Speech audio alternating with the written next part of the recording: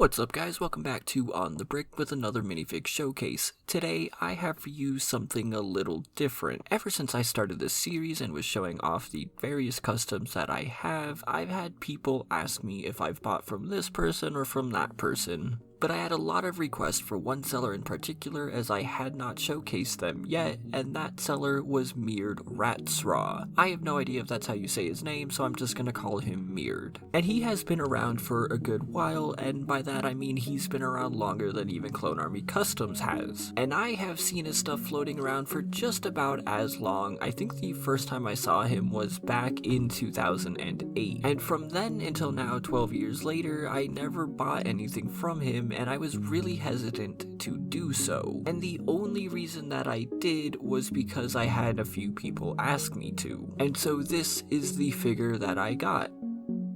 That is, this is the figure that I got from Clone Army Customs. Full disclosure, it's not exactly the same as the one that I got from Mird, because this is the one that I got from Mird. Needless to say, there is already a quite noticeable difference. To be perfectly clear, the figure that I received from Mird is Sergeant Boomer of the 501st. And if you don't know who that is, well, neither did I until I bought him. And that's because he never appears in the Clone Wars and is instead only a character in Star Wars: The Clone Wars Republic Heroes, a tie-in video game to the Clone Wars that if you've never heard of, that's because it was actually really bad. That said, Mird's interpretation of this character into LEGO form is done decently well, but I need to get the obvious out of the way. This looks like it was done using Sharpie, and it does not look like something that I would consider a high-quality collector's piece, which is something that Mird implies and states in his listings as he calls them unique art form collector pieces. And I don't mean to be rude or insulting in any way, but when you compare this figure to other options available, it does not hold up to that claim at all. And that's not to take away from the effort that Mird put in making this. If you follow him on Instagram, you can see that he does put a considerable amount of effort into making these figures. But even so, because of the way they are done and because of the price, they just fall flat compared to other options. Here it is again next to the other ARF Trooper that I got from Clone Army Customs. Yes, that is not Sergeant Boomer, but it's the closest that I have. And even so, you can still see the difference in quality. One of them actually looks like it could be an official LEGO figure and a collector's piece even, while the other looks like something that I did in my bedroom when I was 14 years old. And I'm also not just saying that, because here are two figures that I made using Sharpies back when I was 14 years old. Now I will say that Mird's version does look a lot better than anything I made,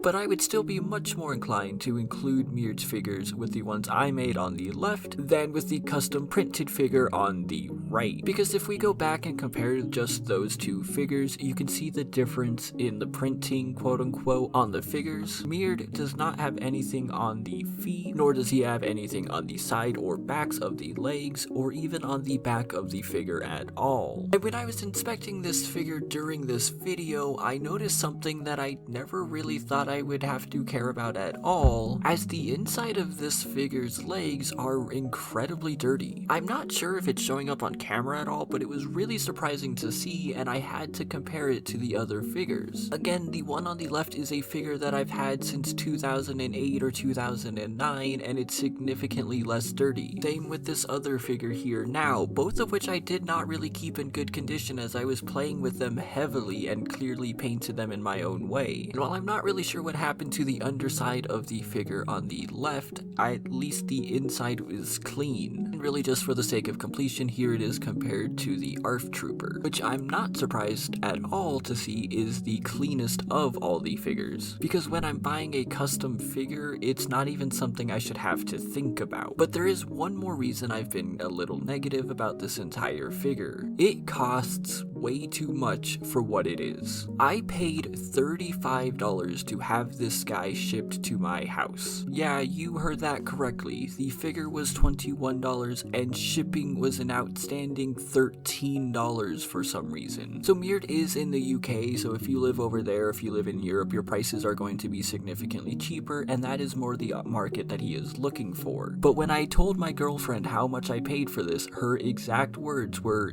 "You wasted that much much money for this. And I don't know if I would go so far as to say that I wasted it, but it's definitely not money that I'm looking forward to spending again on future figures. And well, I just have to say it, this thing kinda sucks. Again, Mir did a really good job making it, he put a lot of effort into it, and I do not want to take that away from him. But I obviously have a lot of custom figures, and this does not feel like it belongs with any of them. Even with the effort, I don't believe this is a $20 figure, and I am definitely not happy having paid that much in shipping. Even in the last few months, I've had orders shipped to me from Europe, and none of them have cost me nearly that much, even with tracking. But that's aside, because if you're looking for custom figures, whether it's Sergeant Boomer or anyone else in general, there are much better options out there that are cheaper. And even when they're not, like with Clone Army Customs, they are definitely worth the price. Because those are actually printed, those are clean, and those are something that you might be happy to have in a collection. But this,